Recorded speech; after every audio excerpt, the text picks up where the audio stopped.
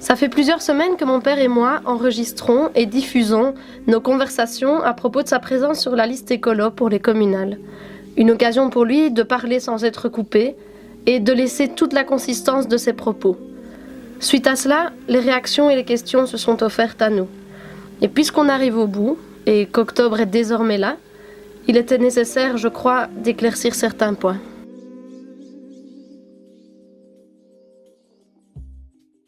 Aujourd'hui, on en est déjà à la 7e vidéo. Et l'idée de cette vidéo aussi, c'était un petit peu de faire un retour sur tous les commentaires ou feedbacks qu'on a pu recevoir au fur et à mesure que les vidéos ont été diffusées, surtout sur les réseaux sociaux, mais aussi à travers ton site web. Et c'est vrai qu'à chaque fois, on a pris le temps de lire calmement, mais ça a suscité plein d'interrogations et je me disais, et je te l'ai soumis, que ce serait sympa qu'on puisse peut-être tenter d'y répondre. On doit tenter de répondre. Voilà, et ça apporterait quand même encore des nouveaux et importants éclaircissements. Alors par exemple, on a pu lire un petit peu que des citoyens finalement tentaient de classer, selon eux, les priorités à prendre en compte pour Verviers. Donc par exemple, j'ai pu lire que ce n'est pas le beau qui va redresser Verviers, mais qu'il faudrait plutôt miser sur l'emploi ou la sécurité pour certains. Alors, qu'est-ce que tu pourrais répondre à ce type de commentaires? Comment est-ce que finalement, en résumant brièvement, on pourrait rappeler en quoi le beau est capital pour redresser une ville? Donc, pour redresser une ville, tout doit concourir et la beauté de la ville est un des éléments. Ce n'est pas le seul, c'est évident qu'il y a la sécurité, qu'il y a le commerce, qu'il y a etc. Mais la beauté de la ville est un des éléments. Alors, c'est le seul moment où je voudrais faire une citation. J'ai pris un de mes bouquins et voilà ce qu'il écrit. Interroger la pensée de la ville au XXe siècle, XXIe, c'est d'abord alerter sur sa condition actuelle. Et de là une première revendication, que l'espace de la ville redevienne un appartement, un intérieur, un décor dont la valeur égale ou dépasse celle d'une peinture à l'huile dans un salon bourgeois. Que la ville soit belle. Deuxième citation, la ville a changé. Elle doit à nouveau devenir pour nous un intérieur. Aujourd'hui, la ville, c'est tout le territoire, même la campagne est en ville. On imagine ce qu'implique ce changement. Ça veut dire qu'on doit considérer le territoire comme un aménagement intérieur. Ce qu'on propose, c'est retourner à une attitude, en quelque sorte, celle d'un privé vis-à-vis de son intérieur, que les politiques aient la même attitude envers l'urbain. Et alors cette phrase que je trouve superbe, les rues sont l'habitat de la collectivité. Et voilà, on ne néglige pas son propre habitat. Tout le monde essaye que ce soit coquet, beau, agréable. Les rues, c'est l'habitat de tout le monde, c'est l'habitat de la collectivité. Alors les échevins, ils ont des regrets 30 ans après. Et j'ai peur que les échevins actuels, ils aient aussi des regrets 30 ans après. Donc voilà en quoi la beauté, c'est fondamental. Mais je ne pourrais pas plus épiloguer là-dessus. Hein. On a fait des briques là, sur ce genre de choses. Ça va? Mais je trouvais que c'était important. Je crois, puisque ça a été souligné, effectivement. Et surtout de rappeler que c'est un point parmi d'autres. Tout à fait. Que toi, tu en parles. Alors, une autre chose. Là, ça a été plutôt, je crois, une personne en particulier, mais finalement qui a amené d'autres questionnements, qui finalement attendait d'entendre de ta part tes propres promesses finalement. Qu'est-ce que toi, tu aurais envie d'amener, si je suppose tu obtenais des voix, qu'est-ce que tu pourrais amener pour l'avenir? Quelles seraient tes priorités aussi, si tu devais faire des choix? Donc finalement, le futur, comment il se profilerait selon toi? Donc, d'abord un mot, Charline, ce ne sont pas des promesses électorales, ce sont des idées. Si je suis élu, ça reste encore à prouver, j'ai aucune idée. Hein? Si Écolo a assez de voix, il est possible qu'Écolo participe à une majorité, et dans ce cas-là, j'essayerai de participer au collège final, et j'essaierai de concrétiser certaines idées, où je ne serai pas tout seul. Mais pour les résumer, donc ça se trouve dans le programme d'Écolo, qui est maintenant, qui est en cours de distribution et qu'on trouve sur le site d'Écolo. 6 idées, 3 en matière de patrimoine, 3 en matière de culture, 6 priorités. Première chose, mieux respecter l'héritage construit, donc cesser de démolir, et si on doit vraiment démolir, reconstruire des choses de qualité. Deuxième idée, c'est donner un signal fort en arrêtant déjà cette idée de détruire l'îlot Tivoli. L'îlot Tivoli à Liège, pardon, non, ça veut dire l'îlot Phénix à Verviers. mais on l'a expliqué la semaine dernière. Et troisième idée, restaurer un cadre urbain de qualité, et c'est notre fameux plan pluriannuel présenté par Écolo à la presse il y a une dizaine de jours. Plan pluriannuel de restauration des façades. 3 idées en matière de culture. Faire aussi bien et aussi vite, et même plus vite, le Grand Musée Biolay et le Grand Théâtre, puisque les 2 projets ne se concurrencent pas. Remettre du personnel en suffisance à la bibliothèque et au musée pour qu'ils puissent refonctionner mieux, et construire ou installer au Nouveau Bazar, on verra bien, une bibliothèque du XXIe siècle, et là nous réfléchissons à un projet avec mon colistier Haji Belhaji. Et dernière chose, troisième idée, il faut que les acteurs culturels se reparlent, ainsi que les acteurs touristiques, et donc ils doivent tous être sous la même coupole, culture et tourisme. Voilà, c'est tout ce qu'on a développé. Donc 6 idées. Alors si on me demandait, mais vos priorités là-dedans, pour moi mes priorités, c'est le signal fort, on ne démolit pas l'île au Phénix. Et deuxième idée, il faut entamer le plan façade. Et pour entamer le plan façade, il faut soit trouver des moyens ailleurs, soit, comme nous le proposons, revoir à la baisse le chantier, le projet de cité administrative. Donc voilà, là je crois qu'on a répondu à quelles sont vos idées concrètes. Il y en a 6, quelles sont vos priorités, les voilà les 2. Et pour ceux qui voulaient de toute façon plus d'infos, je pense que si on refait un tour de toutes les vidéos qu'on a pu faire, oui, tout y est. Tu développes quand même pas mal chaque fois, tout beaucoup ça, plus, et là avec oui. Les tenants et l'aboutissant de chaque idée, donc ici on résume. Alors, un troisième aspect qui selon moi est important, c'est l'argent. Selon beaucoup de gens aussi qui voilà. nous ont interrogés. Parce que les sommes évoquées ou non évoquées sont souvent énormes quand on les entend. Pour la première fois, c'est assez difficile d'évaluer et de comprendre pourquoi chaque geste qu'on va devoir faire en faveur de la ville va se compter en millions. Des millions, ça, je crois que ça peut faire peur pour un citoyen lambda. Oui. Et donc, est-ce que tu pourrais essayer de donner une façon un peu plus facile d'appréhender ces chiffres ? Peut-être en les comparant ou en essayant de les expliquer. Voilà, les expliquer et les comparer. Ok. Première chose, tout ce dont on parle, c'est vrai, ce sont des opérations coûteuses. Mais pour moi, une ville doit avoir de l'ambition. On doit redresser la ville avec des projets de qualité, ça coûte. Ok. Mais ce n'est pas de l'argent de la ville uniquement, très loin de là. Tout ça est subventionné par des budgets différents. Tantôt des budgets de la région wallonne pour le logement. Dans le cas du Phénix, c'était de l'argent du logement. Tantôt des budgets culture ou patrimoine pour Biolay, pour le Grand Théâtre. Tantôt des budgets politiques des grandes villes. Par exemple, Verviers, ville conviviale, c'est un budget qui vient du fédéral. Donc il y a des budgets un peu partout. Mais il faut savoir aller chercher l'argent. Il faut se battre pour avoir des moyens. Se battre en disant, nous sommes une des villes importantes de Wallonie, nous sommes une des villes les plus en difficulté, la région wallonne ne peut pas nous laisser tomber sous prétexte qu'on n'a pas de ministre aujourd'hui au gouvernement régional. Je vais donner les chiffres que je connais, c'est-à-dire en matière de patrimoine, c'est ceux que je maîtrise le mieux. Verviers, 100 monuments. En 15 ans, Verviers a bénéficié de 24 millions d'euros pour son patrimoine. 24 millions, dont les 13 qui sont promis pour le Grand Théâtre. 24 millions. La ville de Namur, 103 monuments et sites. En 15 ans, la même période, 40 millions, c'est-à-dire 2 fois plus. Même chose pour Liège. Liège, 415 monuments, donc c'est 4 fois plus que Verviers. 180 millions d'euros pour le patrimoine en 15 ans. C'est-à-dire qu'ils ont fait, par exemple, sur cette période-là, le musée Grand Cursus, l'hôtel de Sceaux de Solière, c'est moins connu, l'opéra, la cité Miroir, le théâtre de Liège, la Bovry, tout un tas de grands projets. Chaque fois, 15-20 millions d'euros. Un projet se finissait à peine, baf, il faisait un autre. Et chez nous, ah non, on a dit, on ne va pas faire Biolay, ça va nuire au Grand Théâtre. On a joué petit bras, comme on dit.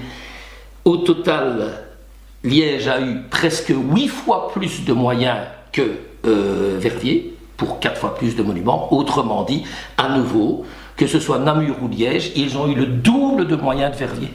Et Verviers, qui est une ville en difficulté, n'a pas été capable de plaider efficacement pour dire c'est nous qu'on devrait aider en priorité et pas et pas la ville de Liège, et pas la ville de... et encore moins celle de Namur. Donc voilà, les chiffres ne doivent pas effrayer. Il ne faut pas croire que l'argent, il n'y en a pas. Il faut savoir aller le chercher. Il y a des budgets en matière de patrimoine qui ne sont jamais utilisés à Verviers. Et on a beau le signaler, les autorités ne vont pas les réclamer. Ça va sur ce point-là, oui, il me semble. C'est bien comme ça. Alors justement, ici tu amènes plein d'informations. Il faut se dire que tu te présentes sur les listes, il y a des personnes qui te connaissent et je crois des personnes qui par les vidéos t'ont découvert pour la première fois. Et donc ce serait légitime de se demander, ok, c'est bien beau, tu as l'air confiant, mais t'es qui pour nous avancer tout ça? Et donc je me dis que ça serait peut-être bien de, oui. Tu vois, finalement que tu puisses, mais à nouveau résumer c'est compliqué. Mais je vais essayer de résumer. Mais une fois de plus on renvoie vers notre site web. Ouais. Hein. Je dis notre parce que c'est toi et d'abord qui l'avez fait, c'est pas moi. J'ai amené le contenu. Donc on a un site qui explique tout ça. Je vais essayer d'ultra résumer, je ne vais pas raconter toute ma vie ici. Hein. Donc j'ai 63 ans, je suis originaire du quartier 600 Fabrique, j'ai fait mes humanités à l'Athénée. Puis j'ai fait ma licence en histoire à l'université de Liège, puis j'ai été travailler d'abord à l'université pendant quelques années autour de l'histoire de la presse, puis j'ai vécu à Bruxelles pendant 6 ou 7 ans. D'abord comme historien, je passe les détails, et puis je suis entré dans l'équipe de Guy Spitals, donc le président du PS à l'époque, et j'étais également le bras droit de Robert Collignon, qui était le numéro 2 wallon du PS. Et quand Spitals et Collignon sont entrés au gouvernement wallon en 92, je suis devenu le chef de cabinet de Robert Collignon, alors que déjà à ce moment-là, j'avais eu des gros problèmes avec le PS de Verviers, où on ne me confiait que des tâches subalternes, toujours cette logique, on coupait les têtes qui dépassent pour ne pas faire de l'ombre au futur bourgmestre. Bon.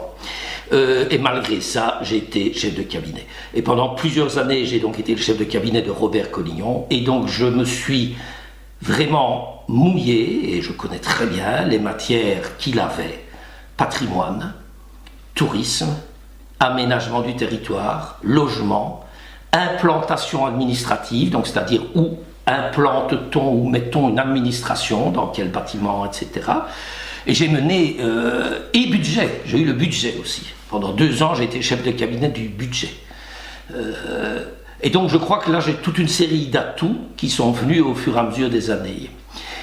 Au fur et à mesure de ma carrière, j'ai également eu toute une série de mandats gratuits, mais extrêmement enrichissants. J'étais membre de la commission régionale d'aménagement du territoire, de la commission d'aménagement du territoire de Verviers, à l'époque où Freddy Breuer était échevin de cette matière-là.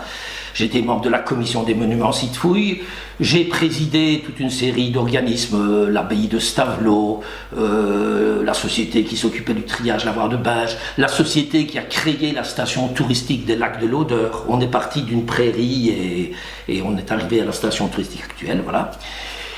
Et ce que je pourrais dire encore, c'est que grâce à tout cela, en 25 ans, j'ai fait énormément de rencontres et j'ai un carnet d'adresses assez costaud. Je crois que je connais à peu près tous les hauts fonctionnaires de la région wallonne. Je connais tous les ministres actuels et précédents depuis longtemps. Énormément de journalistes locaux, mais aussi du VIF, de Paris Match, de la RTBF, etc. Et toute une série de personnalités, parfois totalement inattendues, telles que la princesse Claire de Belgique, puisqu'elle était au nom de la famille royale, celle qui représentait la famille royale dans toutes les opérations patrimoine.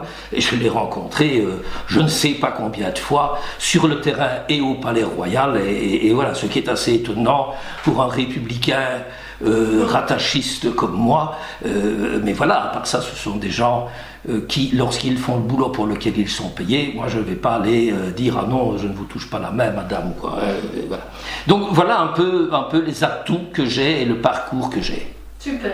Je pense que ça répond pas mal. Oui, il me semble. J'ai encore 3 dont je voulais parler. Alors il y en a un, là c'est peut-être qu'on repasse du coq à l'âne, mais oui, mais tout à fait, c'est une question que tu m'as dit que tu avais reçue en message privé, donc une personne qui t'a évoqué le fait que finalement tu parlais pas de l'art urbain et des statues, donc finalement de l'art visible dans les rues. Je suis d'accord, et c'est une bonne remarque. Parce que c'est vrai que c'est une lacune, et l'art urbain, c'est évident que ça fait partie de la beauté de la ville. Donc quand on parle d'art urbain, ce sont les statues qui sont sur les ronds-points, des choses ainsi, les 3 statues de Serge Rangolf, les burettes qui se trouvent rue Jules Sorex, la virgule qui se trouve rue des Reines. C'est évident qu'il faut y être particulièrement attentif, et qu'un des petits reproches qu'on peut faire à Verbier, c'est qu'à une certaine époque, ça s'est fait un peu par copinage et non pas par marché public et appel public, comme ça devrait se faire, au point que M. Gangolf, que je viens de citer, à un moment s'est plaint et a réussi à obtenir qu'on relance un marché, parce qu'autrement ça allait à nouveau aller à la même personne, un peu en fonction des couleurs politiques des gens, quoi. Et ça me fait d'ailleurs penser que Serge Gangolf, c'est un de nos grands sculpteurs contemporains, hein, qui est reconnu à l'échelle internationale, et ici il a mis des années pour être reconnu avant de pouvoir imposer une de ses œuvres, alors qu'à Marchand-Famenne il en fait plein. Et Marchand-Famenne est prêt quasiment à ouvrir un musée Gangolf. Est-ce qu'il ne faudrait pas que ce musée Gangolf, on l'ouvre à Verviers? Voilà une idée de plus qu'on peut lancer. Je crois aussi. Oui, il me semble.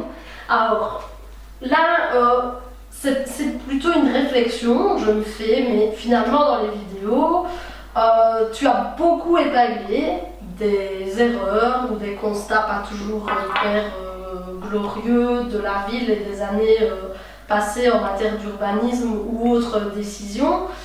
Est-ce que finalement tu n'as pas peur ou tu n'as pas ressenti que des personnes d'autres partis ou des personnes qui sont actuellement en place auraient pu le prendre finalement contre elles et avoir un peu le sentiment qu'on les dénigre, que tu les dénigres lorsque tu... Oui, je comprends. Finalement, tu soulignes beaucoup. Je comprends. Je veux dire très clairement à ce propos-là, il n'y a pas de volonté d'attaquer de ma part. Je crois que la campagne se passe correctement, il n'y a pas d'attaque personnelle, même si j'ai des idées parfois qui, je pourrais dire bien plus de ce que je pense par rapport à certains aspects comme le cumul des mandats politiques. Il n'y a pas, donc c'est bon. En fait, quand on épingle, on n'attaque pas les personnes, je n'essaie pas de diminuer les personnes. Ce sont leurs actes que j'épingle. Et c'est vrai que parfois leurs actes les abaissent un peu. Mais donc il ne faut pas se tromper. Mais si on ne peut pas faire une campagne électorale en expliquant les choses telles qu'elles sont, c'est-à-dire en disant à un moment, telle erreur a été commise, à mon avis c'est une erreur, et telle erreur a été commise par telle personne, que je ne cite même pas, mais au moins qu'on voit de quel... à ce moment-là, à quoi ça sert? Si on doit débattre en disant uniquement, nous allons uniquement débattre des promesses de demain, mais tout ce qui s'est passé, on n'en reparle plus, non, ça ne va pas. Mais ce n'est pas une volonté d'attaquer. Et pour finir, un grand point, il y a quand même des personnes qui ont commenté la vidéo en semblant regretter, ou en tout cas se questionner sur le fait que tu t'es engagé sous la casquette écolo. Et on dit également que c'est la première fois de leur vie qu'ils pourraient voter écolo. Oui, donc ça, ok, je t'interromps pour aller vite, hein, je vois l'heure qui passe. Ça, c'est le point positif. Des gens qui disent, c'est la première fois que je pourrais peut-être voter écolo. Oui. Donc ça veut dire que notre message a réussi à pénétrer dans des milieux qui, a priori, ne votaient pas écolo. Et je vais expliquer pourquoi écolo a certaines difficultés à ce point de vue-là, à mon avis. Pourquoi chez écolo? Parce que je suis chez écolo. Il y a 10 ans, 8 ans, enfin l'an prochain 10 ans, j'ai quitté le PS. J'avais déjà quitté le PS Verviers-Toi, je l'ai expliqué tout à l'heure, mais j'ai quitté le PS national il y a 10 ans parce que je n'étais plus d'accord du tout entre le discours de Di Rupo et les pratiques. J'en ai marre des parvenus, mais à part ça, tous les 3 mois, il y avait un scandale qui éclatait. Et en 2012, je me suis affilié chez Écolo, 3 ans plus tard. Pourquoi? Parce que j'avais rencontré Jacques Moral 20 ans plus tôt, en 88. Il m'avait toujours dit, Freddy, qu'est-ce que tu fous là? Tu devrais être chez nous. Et j'avais dit, moi je suis un homme de gauche et fidèle à mes convictions de gauche, je suis au Parti Socialiste à l'époque. Et donc j'ai été à Écolo Verviers.